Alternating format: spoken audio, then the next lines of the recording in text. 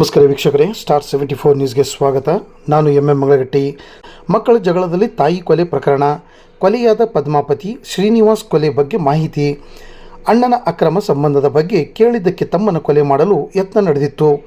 ಜಗಳ ಬಿಡಿಸಲು ನಡುವೆ ಹೋದ ತಾಯಿ ಬಲಿಯಾಗಿದ್ದಾಳೆ.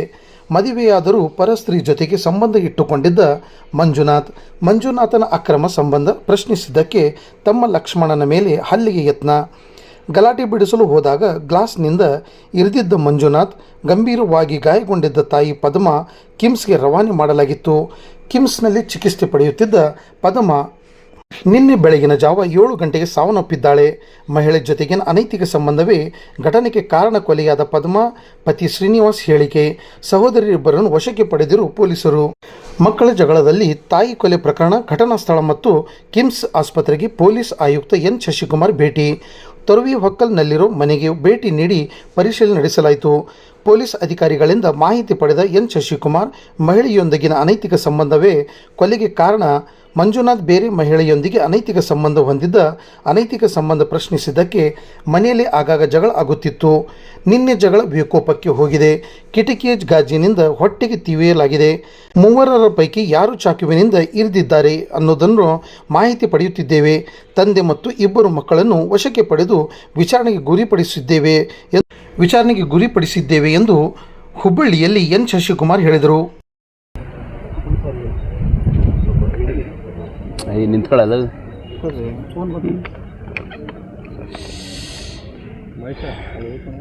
ಹೇಳ.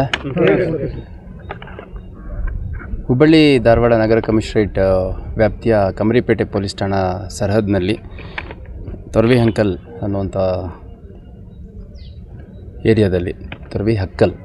ಏರಿಯಾದಲ್ಲಿ ನಿನ್ನೆ ಮಧ್ಯರಾತ್ರಿ ಒಂದು ಘಟನೆ ಆಗಿದೆ. ಆ ಘಟನೆಯಲ್ಲಿ ಗಂಡ ಹೆಂಡತಿ ಮತ್ತು ಇಬ್ಬರು ಗಂಡು ಮಕ್ಕಳು ಇವರು ಜಗಳಾಡೋ ಒಂದು ಸಂದರ್ಭದಲ್ಲಿ ಆ ಲೇಡಿ ಯಾರಿದ್ರು, ಆ ಲೇಡಿಗೆ ಗ್ಲಾಸ್ನಿಂದ ಪೆಟ್ಟು ಬಿದ್ದು ಗಾಯ ಆಗಿದೆ ಅಂತಂದು ಹಾಸ್ಪಿಟ್ಲಿಗೆ ತೊಗೊಂಬಂದಿದ್ದಾರೆ. ಹಾಸ್ಪಿಟ್ಲಿಗೆ ತಂದಂಥ ಸಂದರ್ಭದಲ್ಲಿ ಅವರು ಅಡ್ಮಿಟ್ ಮಾಡಿಕೊಂಡು ಹಾಸ್ಪಿಟ್ಲಲ್ಲಿ ಅಡ್ಮಿಟ್ ಮಾಡಿದಂಥ ಸಂದರ್ಭದಲ್ಲಿ ಗ್ಲಾಸಿಂದ self fall on a glass ಅಂತ ಒಂದು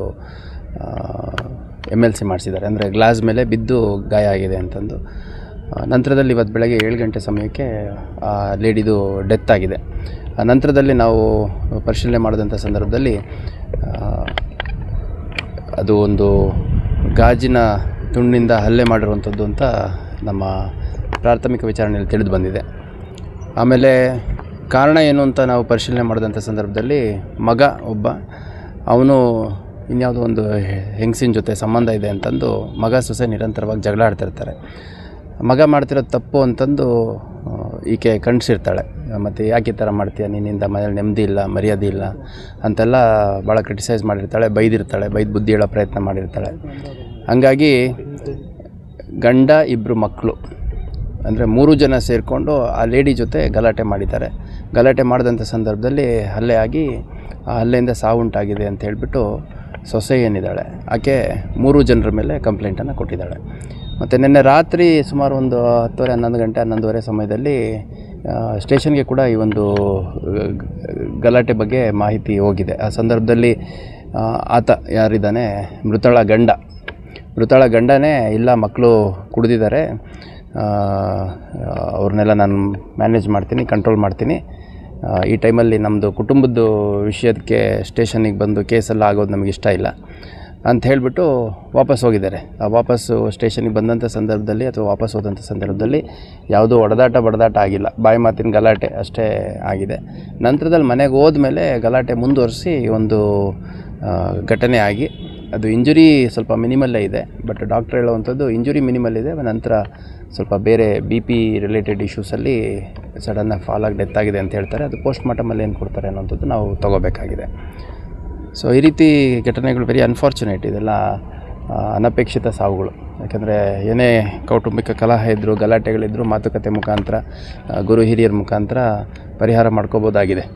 ಅಂಥದ್ರಲ್ಲಿ ಈ ಥರ ಹೊಡೆದಾಡಿಕೊಂಡು ಕುಡಿದ ನಿಷಾದಲ್ಲಿ ಜಗಳ ತಕ್ಕೊಂಡು ಈ ಥರ ಎಲ್ಲ ಮಾಡಿ ಪಾಪ ಅನ್ಯಾಯವಾಗಿ ಆ ಲೇಡಿ ಡೆತ್ ಆಯಿತು. ಪದ್ಮ ಅನ್ನೋರ್ದು ಡೆತ್ ಆಯಿತು. ಸೊಸೆ 3 ಜನ ಅಂದರೆ ಮಾವ ಮತ್ತು ಗಂಡ ಮೈದನ 3 ಜನದ ಮೇಲೂ ಕಂಪ್ಲೇಂಟ್ ಕೊಡ್ತಾ ಇದ್ದಾಳೆ.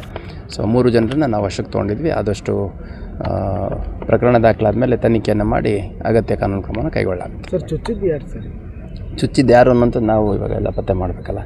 ಗದ್ದಲ ಮಾಡ್ತಾಯಿದ್ರು. ಅದರಲ್ಲಿ ಒಬ್ಬರು ಆಕೆ ಹೇಳುವಂಥದ್ದು ಗಂಡನ ಬ್ರದರು ಮತ್ತು ಗಂಡನ ತಂದೆ 3 ಜನ ಜಗಳ ಆಡ್ತಾಯಿದ್ರು ಅಂತ ಹೇಳ್ತಾಳೆ. ಕೂಲಂಕುಷವಾಗಿ ತನಿಖೆ ಮಾಡಿದಂಥ ಸಂದರ್ಭದಲ್ಲಿ ಯಾರು ಚುಚ್ಚಿದ್ರು, ಯಾವ ಕಾರಣಕ್ಕೆ ಚುಚ್ಚಿದ್ರು ಅನ್ನೋಂಥದ್ದು ಪತ್ತೆ ಮಾಡಲಾಗಲ್ಲ. ಹಣಕಾಸಿನ ವಿಚಾರಣೆ ದುಡ್ಡಿನ ಸಲುವಾಗಿ ನಮಗೆ ಪ್ರಾಥಮಿಕವಾಗಿ ಈಗ ಕಂಪ್ಲೇಂಟಲ್ಲಿ ಬಂದಿರುವಂಥದ್ದು, ಕಂಪ್ಲೇಂಟಲ್ಲಿ ಆಕೆ ಕೊಡ್ತಾ ಇರುವಂಥದ್ದು ಮಂಜು ಅನ್ನೋಂಥ ಒಂದು ಹುಡುಗ ಇನ್ನೊಂದು ಹೆಂಗಸಿನ ಜೊತೆ ಸಂಬಂಧ ಇಟ್ಕೊಂಡಿದ್ದ. ಅದನ್ನು ಅದರಲ್ಲೇನಿದೆ ಏನು ತಪ್ಪು ಅನ್ನೋ ಟೈಪು ಇವರು ಗಂಡು ಮಕ್ಕಳೆಲ್ಲ ಅದನ್ನೇ ಡಿಫೆಂಡ್ ಮಾಡ್ಕೊಳೋಂಥ ಕೆಲಸ ಮಾಡ್ತಾಯಿದ್ರು. ಆದರೆ ತಾಯಿ ಇದ್ದವಳು ಪದ್ಮ ಅನ್ನೋಳು, ಅವಳು ಈ ಥರ ಯಾಕೆ ಮಾಡ್ತೀಯ, ಸುಮ್ಮನೆ ನಿನ್ನಿಂದ ಮರ್ಯಾದಿಲ್ಲ ಅಂತೆಲ್ಲ ತಿಳಿದು ಬುದ್ಧಿವಾದ ಹೇಳೋವಂಥದ್ದು. ನೀನು ನನಗೆ ಹೇಳ್ತೀಯ ಅಂತಂದು ಸೊಸೆ ಮಾತು ಕಟ್ಕೊಂಡು ಮಗನಿಗೆ ಬೈತೀಯ ಅಂತಂದು ಗಂಡನೂ ಬೈತಾ ಇದ್ದ, ಪ್ಲಸ್ ಮಕ್ಕಳು ಕೂಡ ವಿರೋಧ ಮಾಡ್ತಾಯಿದ್ರು ಅನ್ನೋವಂಥದ್ದು. ಈ ಎಲ್ಲ